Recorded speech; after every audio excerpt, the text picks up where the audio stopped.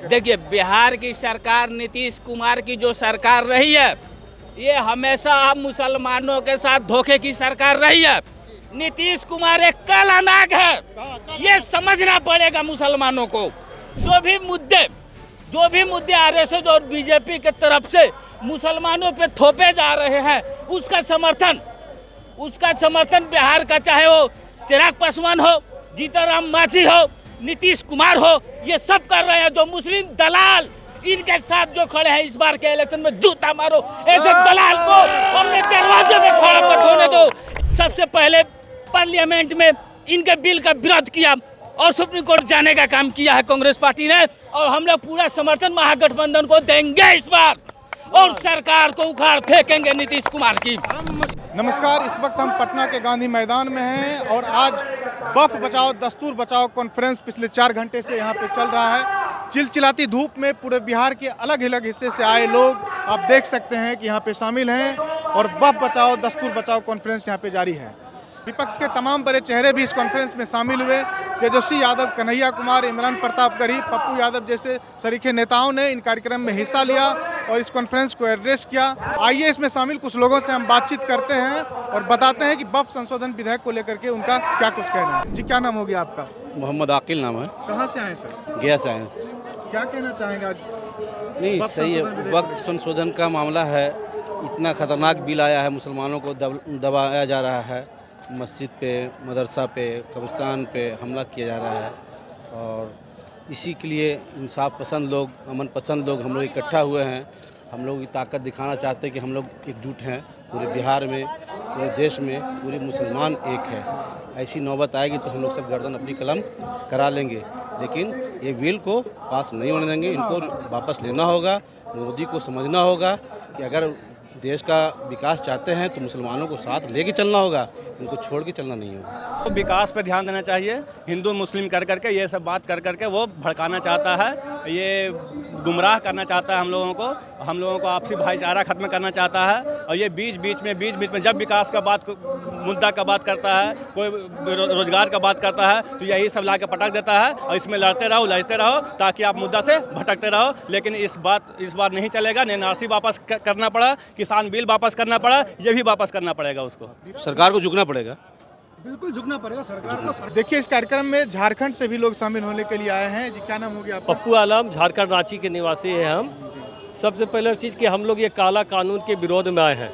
ये काला कानून जो हम लोगों के ऊपर में जो थोपा जा रहा है, माननीय नरेंद्र मोदी जी, अमित शाह को भी ये चीज़ को मालूम है कि हमारा बाप, हमारा दादाओं ने जो अपने दीन के नाम में, मस्जिद के नाम में, मदरसों के नाम में वक़्फ किया है, जो अपनी ज़मीन है हम लोगों का, ना कि नरेंद्र मोदी जी की ज़मीन है, ना ही अमित शाह की ज़मीन है, ना ही भाजपा, ना भारत सरकार की ज़मीन है। हमारा निजी खरीदी हुई ज़मीन है। अपना निजी खरीदी हुई ज़मीन में राइट ऑफ टाइटल मेरा है। हम किसी को भी दान में दे दें, हम मस्जिद में दे दें, गुरुद्वारा में भी दे दें, अन्य किसी को भी दे दे, किसी को भी नाम में लिख दे, ये हमारा संवैधानिक राइट है। और ये हमारा राइट को छीना जा रहा है। अब हमारा ही चीज़ दिया हुआ को, हमारी संपत्ति को, हमारा ही मजहब का चीज़ को बोलते हैं कि हम ले लेंगे, वापस ले लेंगे। क्यों आप हमारा वापस लिए? आपने हमको दान में दिया है क्या? वो हमारी ज़मीन है, हमारी खरीदगी ज़मीन है, हमारा वक़्फ़ का मामला है, हमारा दीन का मामला है।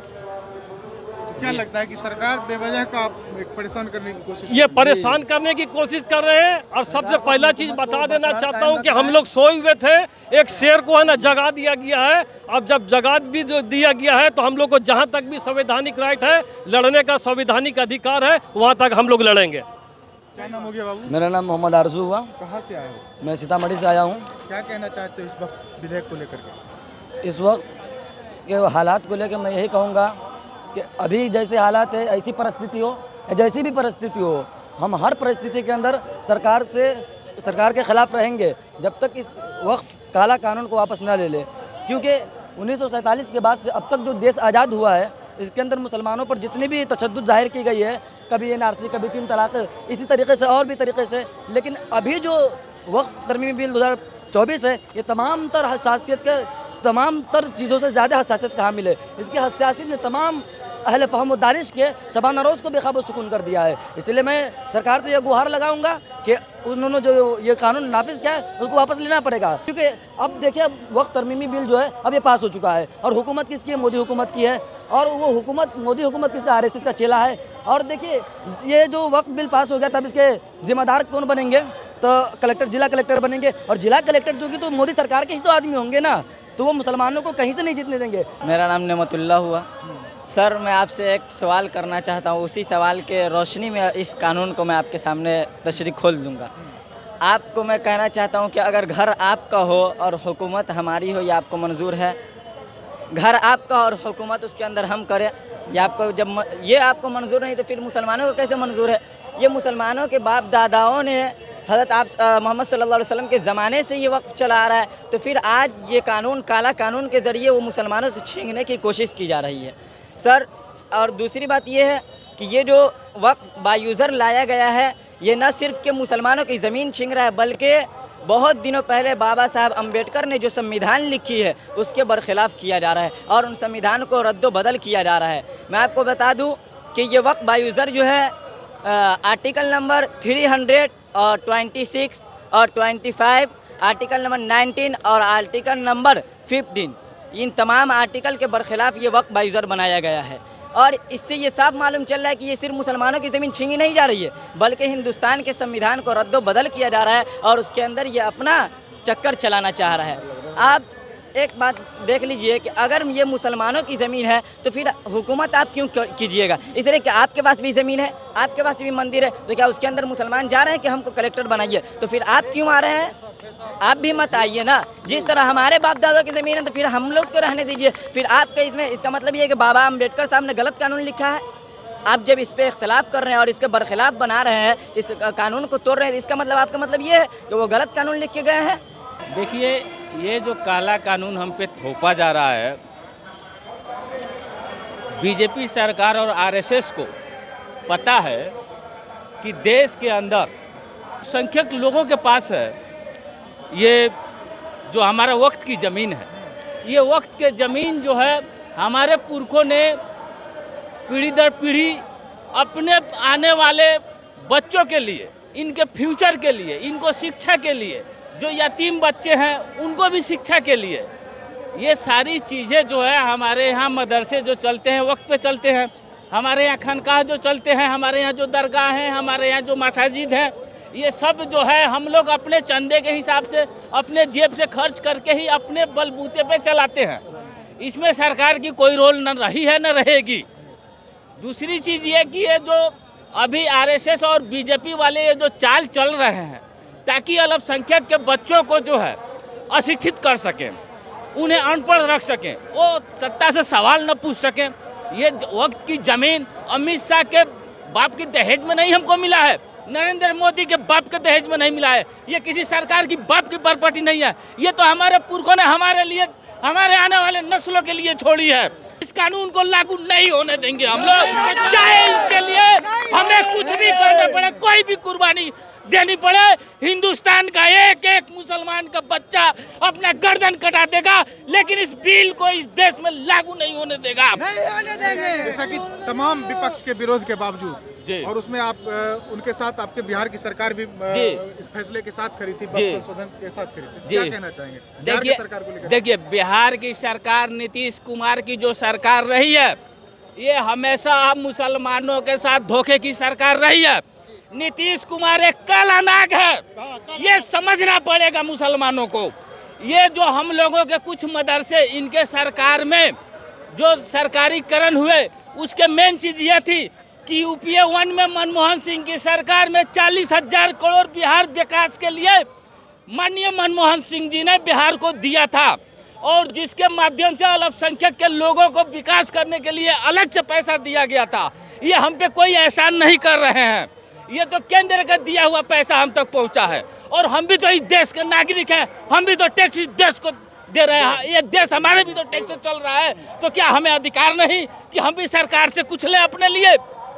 बताइए। और रही सवाल नीतीश कुमार की, तो नीतीश कुमार वक्त बिल की बात हो, 3 तलाक के मुद्दे हो, जो भी मुद्दे जो भी मुद्दे आरएसएस और बीजेपी के तरफ से मुसलमानों पे थोपे जा रहे हैं उसका समर्थन बिहार का, चाहे वो चिराग पासवान हो, जीतनराम मांझी हो, नीतीश कुमार हो, ये सब कर रहे हैं। जो मुस्लिम दलाल इनके साथ जो खड़े हैं इस बार के इलेक्शन में जूता मारो, ऐसे दलाल को अपने दरवाजे में खड़ा मत होने दो, इन दलालों को जूता मार के भगाओ, बोल दो कि हम वोट नहीं करेंगे तुम्हें, अगर हमें वोट करना होगा तो हम उनको वोट करेंगे जो हमारे बच्चों के आने वाले फ्यूचर की बात करे, जो हमें हमारी समस्याओं के साथ खड़ा रहे, जो हम पे वक्त बिल या 3 तलाक के मुद्दे जैसे कानून न थोपे।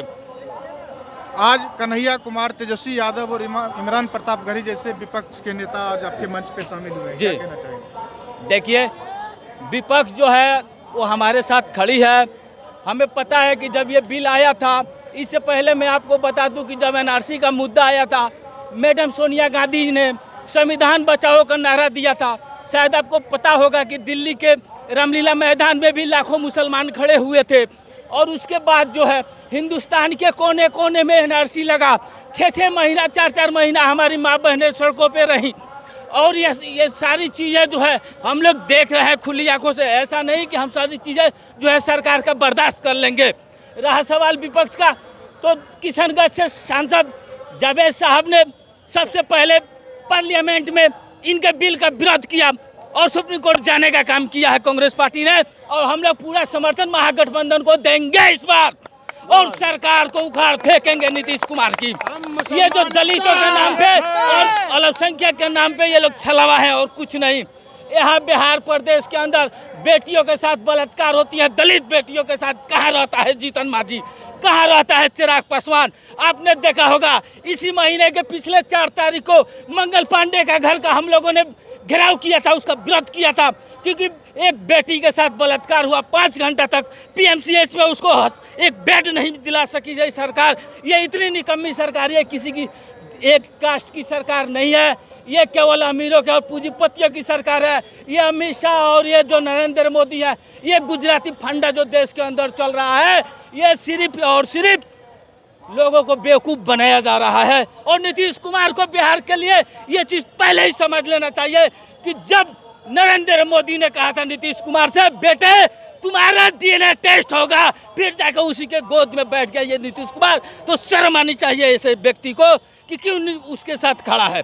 ये बात करता है कि हम जो है मुसलमानों के साथ खड़े हैं, दलितों के साथ खड़े हैं, और वहाँ जाकर जो है मुसलमानों और दलित विरोधी सरकार के गोद में जाकर ये बैठ जाता है केंद्र में, तो बार बार ये दोगलापन नहीं सहेगा बिहार।